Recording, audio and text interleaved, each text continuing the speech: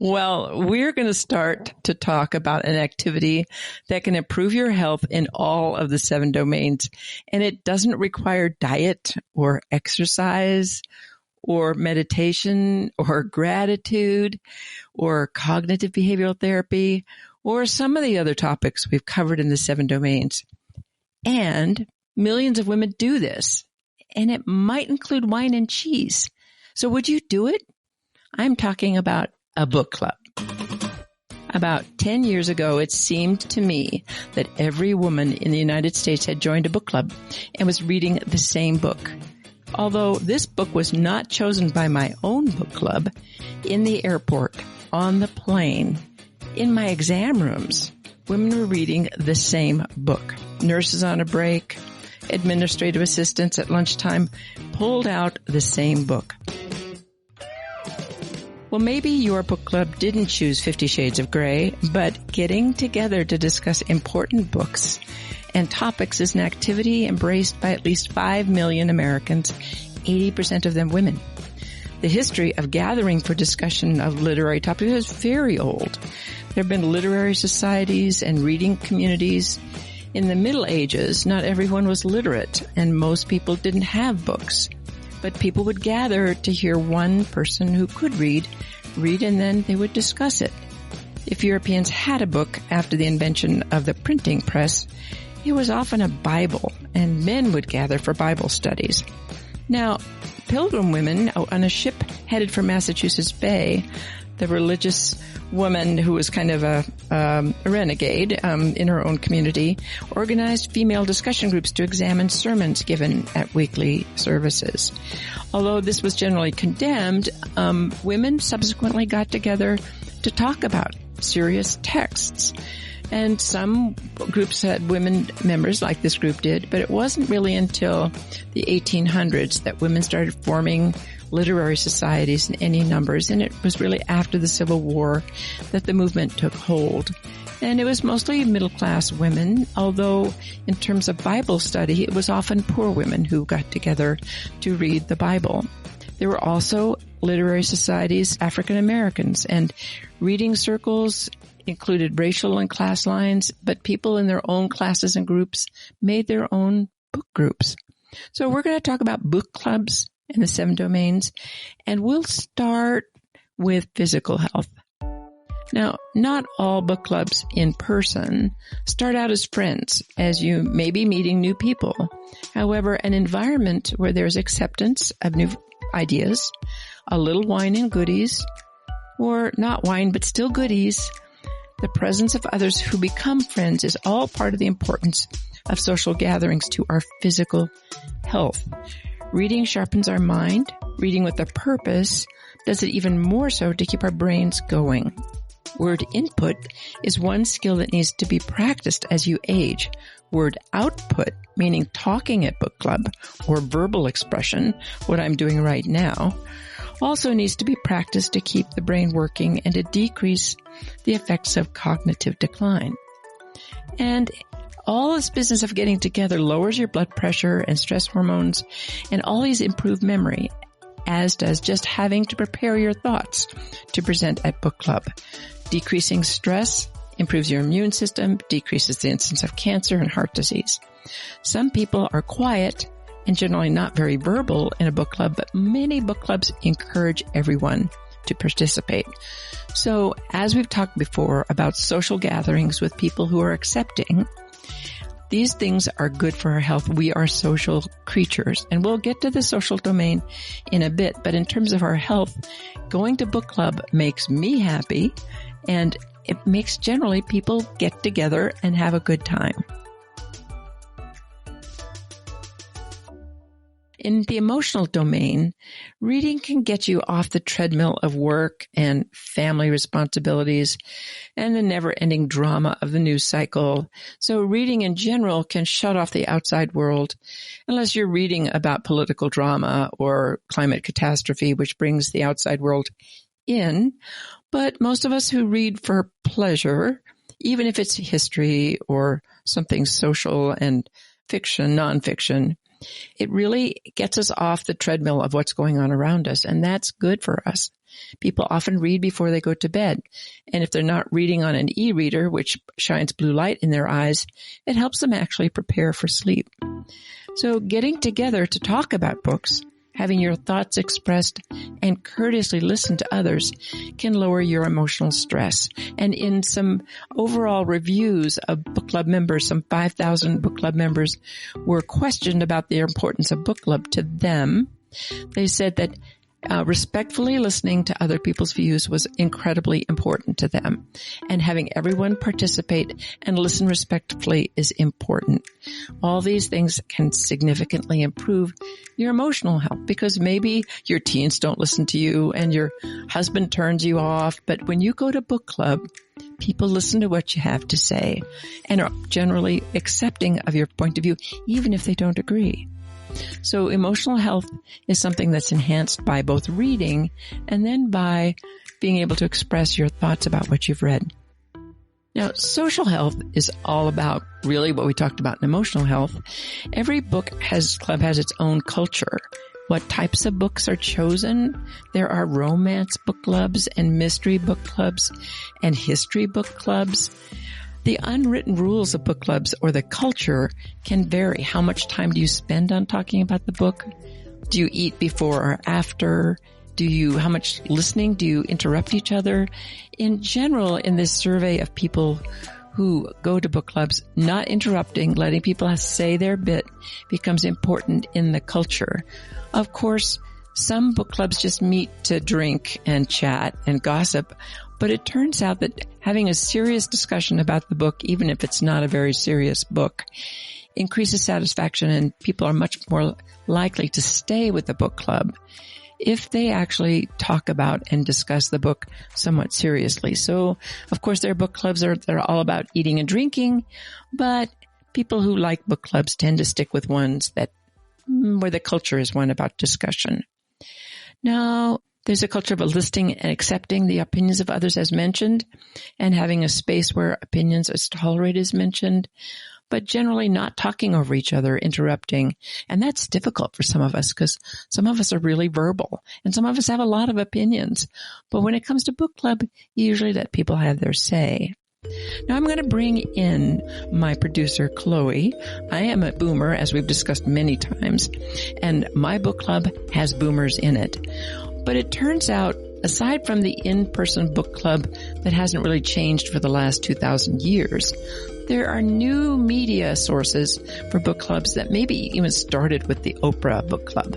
So Chloe belongs to a different generation, and she might not find that the in-person book club with eating and drinking and discussing something important might fit her world. So Chloe, are you there? I'm always here. Oh, good. Yes, you are. You're the one who pushes the dials and the buttons to make me sound good. Well, tell me what you think you know about book clubs. Do you know anybody who belongs to a book club? You know what? I don't, but I remember my very first impression of a book club was actually through a Korean drama series. Oh. And that's such a weird place to get introduced to book club, because you're like, why aren't you reading a book? And then that's the way you get introduced to a book club. But the series called When the Weather is Fine, it's not actually about the books per se, but it's about the people and how they react to the books. And the community in that series was a bookstore. So the bookstore owner was the one kind of hosting and putting this community together. And because people come in the store, so naturally they would already be interested in books. And so his whole premise is he wanted to form kind of this community of people that are essentially reading the same things, experiencing different thoughts, reading the same book. And he just kind of wanted to bring them together. I thought it really interesting that they sat in a circle and kind of like how you described, they chit-chatted about the book, about their life. They had snacks, and it was people of all ages. It was a whole community, and I thought that was really special. So that was, oddly enough, my first introduction to book clubs.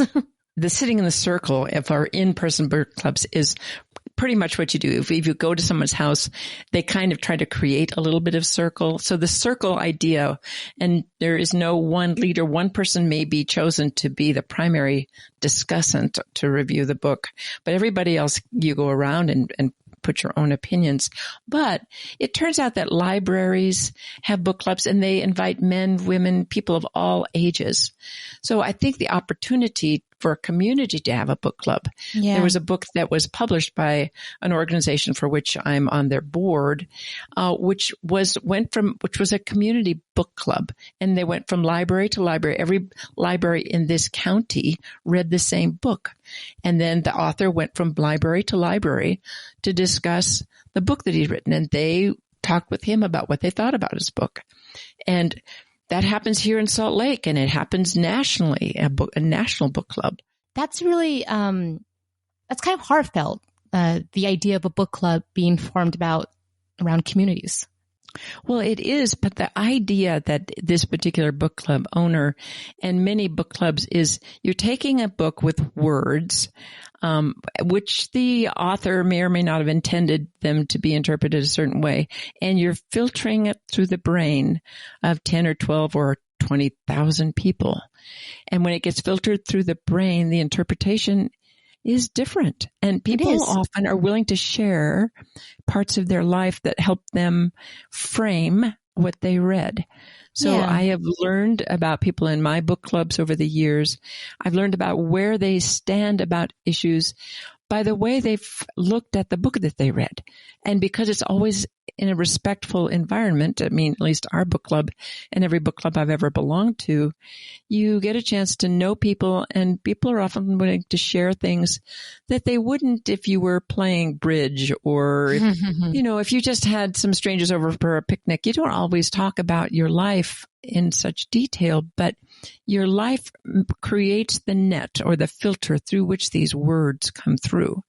And they come back out in the way you discuss it. That's beautiful. And it's a very intimate way of sharing who you are, really, I think.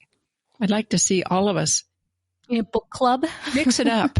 In here in Salt Lake, we could have some West Side, East Side people or some uptown, downtown people. And it really helps to have people come in from a very different perspective and listen thoughtfully to the way they think about it. So I am someone who firmly believes seeing people in person. As a clinician, I saw people in person, and I know many clinicians now are working with people virtually, meaning they're seeing them on a screen. But I want to smell them. I want to look at their face. I want to feel their aura. And I want that when I'm hearing what they're saying about book club. And of course, I want the goodies. I want a little wine and yummies. But during the COVID pandemic, it just wasn't really safe for people to get together.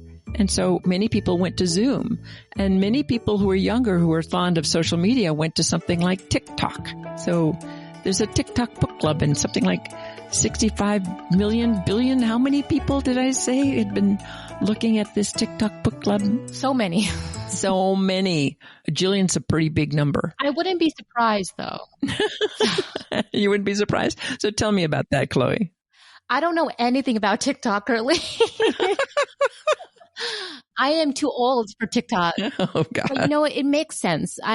Even though I personally am not on TikTok, I can understand why it's being formed there. It's formed in a lot of other social media places. So I wouldn't say I belong to this book club, but I pay attention to it purely because the aesthetics of it looks beautiful on Instagram. But it's called the Curl Up Book Club, and it's a book club that's on Instagram. Rather than TikTok. Same kind of premise, where it's this community that you don't really see each other. My personal experience is my camera is always off when I do Zooms, and it's just... Mine's always on. I don't even know. It might just be me. It might be the generation. But for me, at least, me personally, I like to be part of a community while not actually being physically there. Oh, yeah. And I think social media like Instagram, like TikTok, gives the option for that, for them to be a part of this group of people that kind of share the same interests, but they don't gotta be there. They don't physically be there and interact with people that maybe they don't want to. Yeah. But again, they're still interacting, and they're still connecting on this piece of medium, this book. So when you're involved with 65 billion people or something like that, that's a number so big I can't even get my head around. How do you maintain that sense of what has always held us together as communities, as families, communities, states, nations? How do we hold together? I think that the other thing about discussing books is that some people, book clubs only look at contemporary books, but we actually go back and read books that were written 100 years ago. And it helps to find the same thing going on 100 years ago, the same kinds of concerns, the same political issues, the same women's issues. They were slightly different, but the tone feels the same. And that's very reassuring to me. Well, I'm going to bump onto intellectual health because intellectual health is often why many people join a book club, is to stimulate their ideas and read something new. In medicine, there's a time-honored tradition called journal club. Especially in academic medicine, scientific articles from journals, not whole books, but sometimes books, are chosen for their insight into new scientific findings or research that can change clinical practice. And doctors get together to discuss the articles in depth, the science, the statistics, and the conclusions. And then the group discusses this, often over adult beverages and food. So this is eating together, helps us stay together, but not always. There are many types of book clubs to meet different intellectual needs of the group. And the following are some quotes from the Wordsworth Book Club, which is my own wonderful group of over 30 years duration. That's a good idea. I'm doing a 7 domains of book club. Oh, that's such a good idea. Okay, how many book clubs do you belong to? Only one. 3. 3? And then there's a 4th occasionally. Oh, yeah. And how long have you been coming to this book club? I've been in this book club for over 30 years. Right. Do you always read the book? Almost always read the book. Almost always. And I'm always challenged because some books are books I'd never pick up by myself. Never. I would never pick it up. And then I go, okay, I'm learning something new. Do you always read the book? Oh, 98% of the time. Yeah. And occasionally if I'm going to be out of town and it's not a book I'm particularly, otherwise I read them. And like Kathleen said, I read books that I never would have picked up on my own, and I'm so glad I've read. So I love the opportunity to be challenged and being exposed to books I would not have otherwise been exposed to. Exactly. And I love talking about books.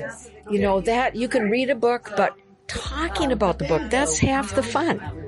Well, Exactly. I second that. Okay, joining a book club is one of the best things for readers because other people select books that you would never pick up, and then you read them and you discover a whole new genre or a whole new author. Absolutely. And how long have you belonged to this book club? I have belonged for like 30 years, 25 or 30 years. Yeah. Since like 1989 or something. Yeah. Oh, I know it's even been longer than that. But so do you always read the book? No. Do you show up if you haven't read the book? I do, because the discussion's always great, and sometimes if there may be some books that I don't finish, I always start them, and mainly I finish them. But sometimes you're going like, this is not my cup of tea. Yeah. But the discussion always is interesting. Yeah.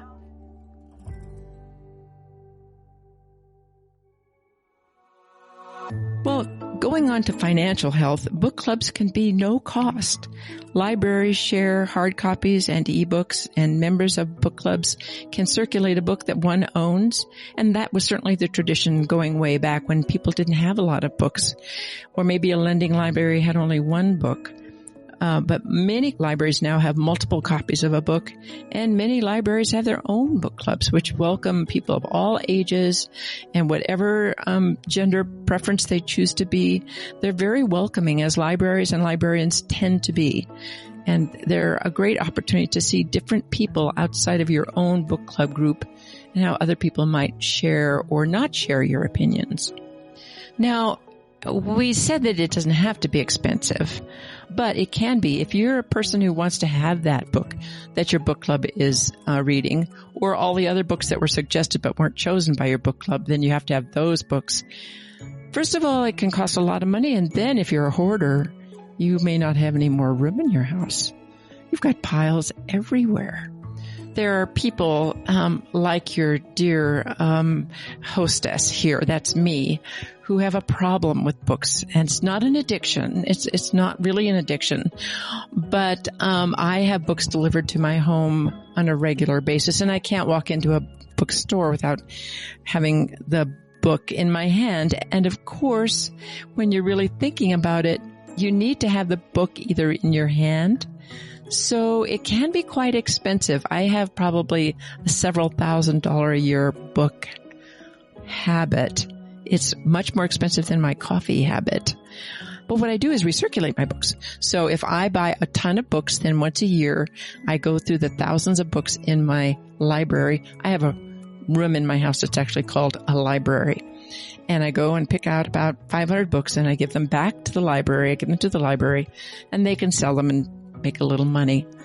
I think that's where an advantage might be with a virtual club, where you might share.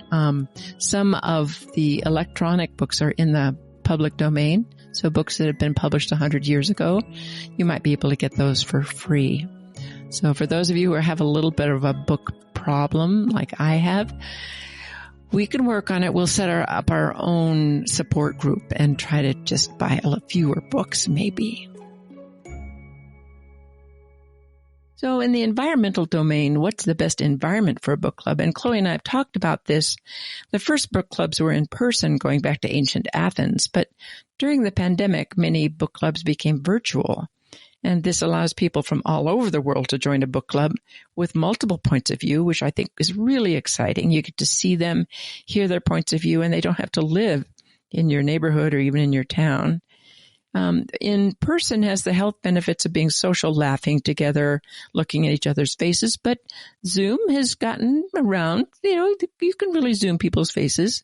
Carefully considering other opinions is important, and Zoom book clubs can get close to that in-person thing.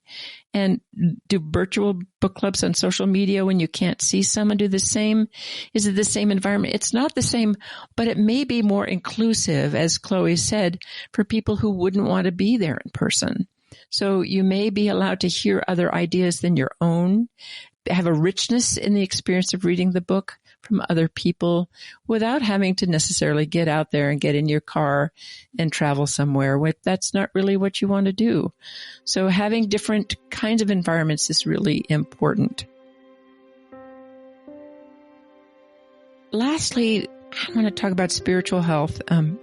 Many of the original book clubs were Bible study gatherings and focusing on an individual or a group's religious lives and practice. But for those of us not in Bible study, the ability to read something new that is amazing, that links us to something larger than ourselves, is part of our need to read. So there are clearly people who are readers and there are people who are not. But for those of us who are readers, it takes us out of our world, puts us into another world, and helps us see something bigger than ourselves. And sharing that spiritual experience in the written word or a subject that's new to us can enhance our spiritual life. And I think that certainly most of the members of my book club and many book clubs find that kind of coming together over a new idea has a spiritual overtone of being something that graces us with making our world bigger, making us maybe a little smaller in a world that becomes so much bigger.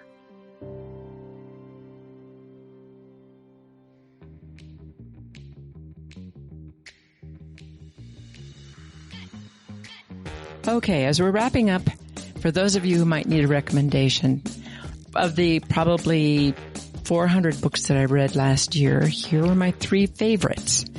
One is The Book of Eels by Patrick Svensson. And this is a book about the biology of eels and the history of what we didn't know.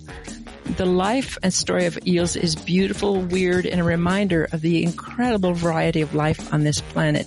It blew my socks off.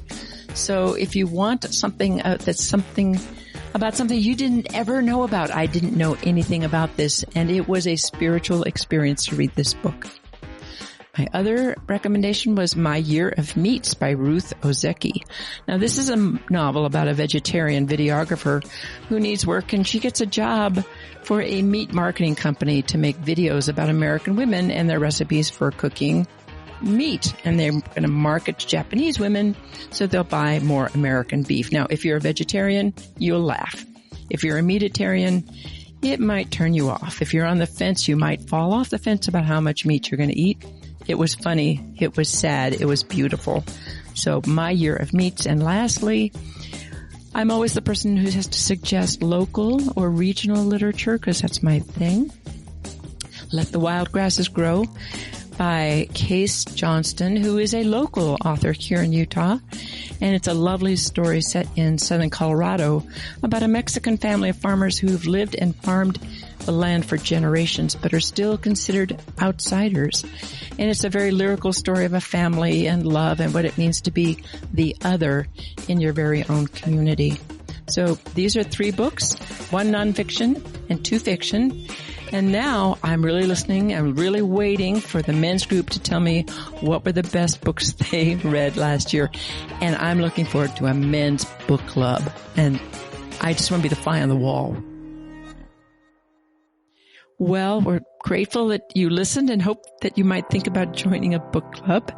And if your book club reads 50 Shades of Grey, well, good for you. Whatever your book clubs decide.